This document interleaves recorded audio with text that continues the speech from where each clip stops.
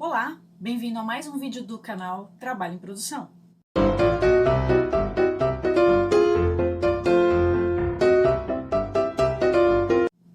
Se você ainda não é inscrito em nosso canal, se inscreve e ativa o sininho para receber todas as novidades que estão surgindo por aqui.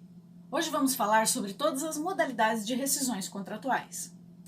Você sabe quais são as formas de rescisão contratual? Se você quer aprender mais sobre esse assunto, fica com a gente e assiste esse vídeo até o final. A rescisão contratual é o encerramento do contrato de trabalho, o momento em que se verificam quais são as verbas devidas ao empregado, que devem ser pagas até a data da dispensa, para fechar a conta do empregado na empresa. Ressaltamos que durante esse período de pandemia, onde foi declarada a calamidade pública, há sim a possibilidade de dispensa do empregado, desde que respeite todo o regramento legal disposto para cada tipo de dispensa, sendo vedadas as dispensas claramente fraudulentas, essas que com certeza serão posteriormente analisadas pelo judiciário. No que infere às dispensas em massa de empregados, em regra a legislação atual permite, como podemos verificar no artigo 477-A da CLT. Contudo, a validade da mesma depende de como ela ocorre, cabendo, por certo, ao judiciário analisar como ocorreu a mesma. Há poucos dias atrás, verificamos uma notícia de que uma grande universidade de São Paulo resolveu dispensar mais de 300 professores através de mensagem online, após o acesso ao painel do professor na página da universidade. Bem sabemos que o empregador é livre para dispensar o empregado sem apresentar qualquer justificativa. No entanto, isso não significa que o empregador pode usar de formas indignas que ofendam ou desvalorizem o empregado para dispensá-lo. Isso, no meu entender, talvez não cause a nulidade da dispensa, mas pode gerar uma indenização por danos morais frente à forma com que a referida dispensa aconteceu. Assim, após aberto esse parênteses, só fechamos esse tópico, afirmando que ao dispensar o empregado, deve-se pagar todas as verbas rescisórias determinadas pela nossa legislação vigente e não se pode existir o parcelamento dessas verbas. E quais são as verbas rescisórias devidas por cada modalidade de dispensa? A primeira modalidade de rescisão contratual, e mais comum, é a dispensa sem justa causa. A referida forma de rescisão contratual ocorre quando o empregador quer pôr fim ao contrato. Ressaltamos que essa vontade ou ânimos parte unilateralmente do empregador e esse tem o direito potestativo de dispensar o empregado sem qualquer motivo, ou como o nome já diz, sem justa causa.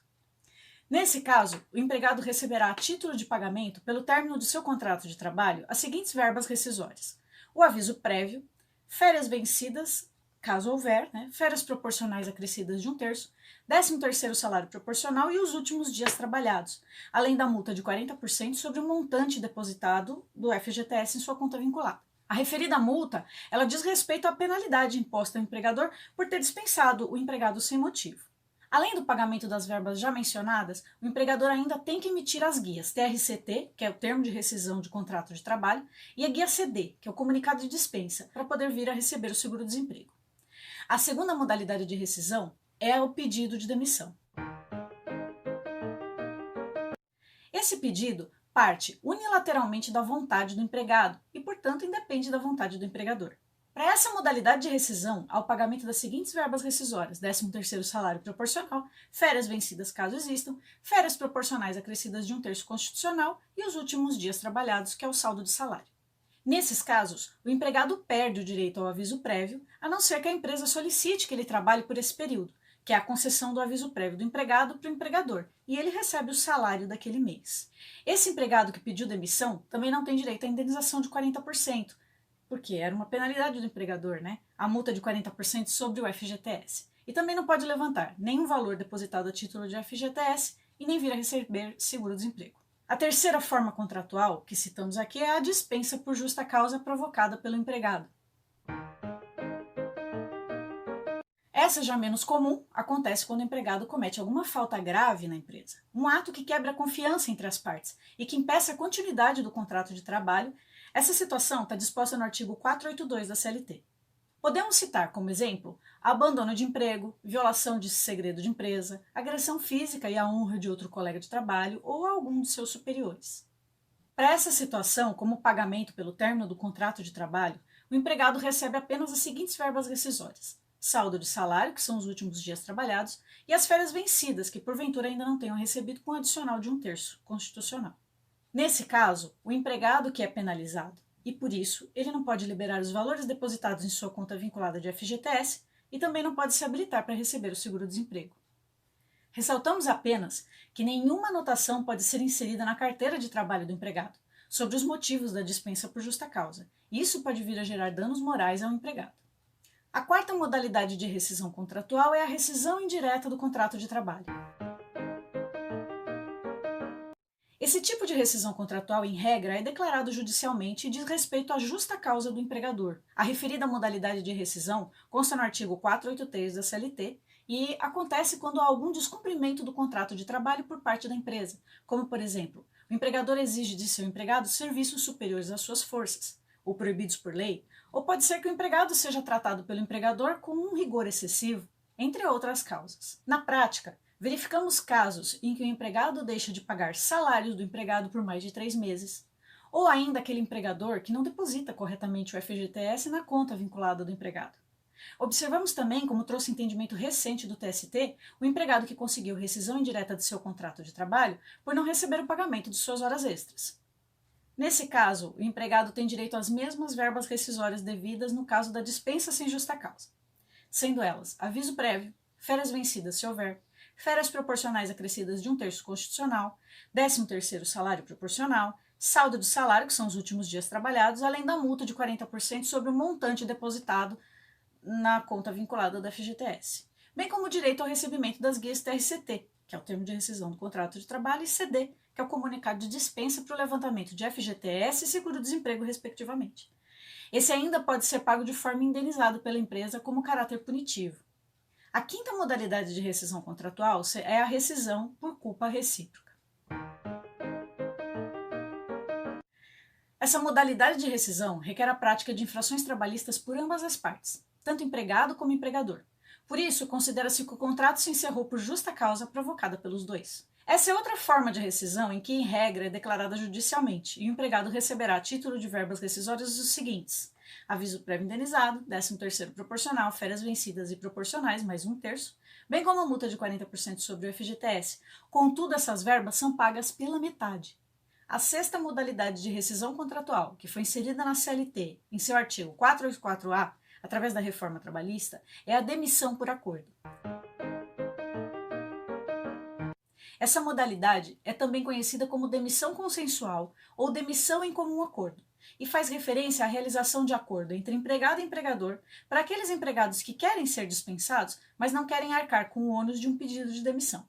Essa é uma boa solução para as partes, pois frente às concessões de ambos os lados, se torna uma modalidade de dispensa menos onerosa para ambas as partes. Nesse caso, o empregado receberá a título de verbas rescisórias saldo de salário, metade do aviso prévio, se for pago de forma indenizada, férias vencidas e proporcionais acrescidas de 1/3, 13º salário proporcional, metade da multa de 40% sobre o valor do FGTS depositado em conta vinculada. Ressaltamos que o empregado poderá levantar apenas 80% dos depósitos de fundo de garantia e não pode se habilitar para soerguer o seguro-desemprego. A sétima modalidade de rescisão do contrato de trabalho diz respeito à aposentadoria espontânea do empregado.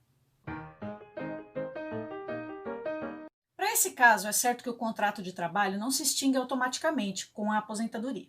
Assim, para que o contrato de trabalho seja extinto após a aposentadoria, faz-se necessário que qualquer das partes da relação trabalhista se manifeste nesse sentido. Dessa forma, encerrando-se o contrato de trabalho por iniciativa do empregado, tendo em vista a aposentadoria espontânea, o empregado receberá as seguintes verbas: o saldo de salário, férias proporcionais vencidas, acrescidas de 1/3, e o 13º salário proporcional. Ressaltamos que o empregado poderá levantar os valores depositados em sua conta vinculada a título de FGTS.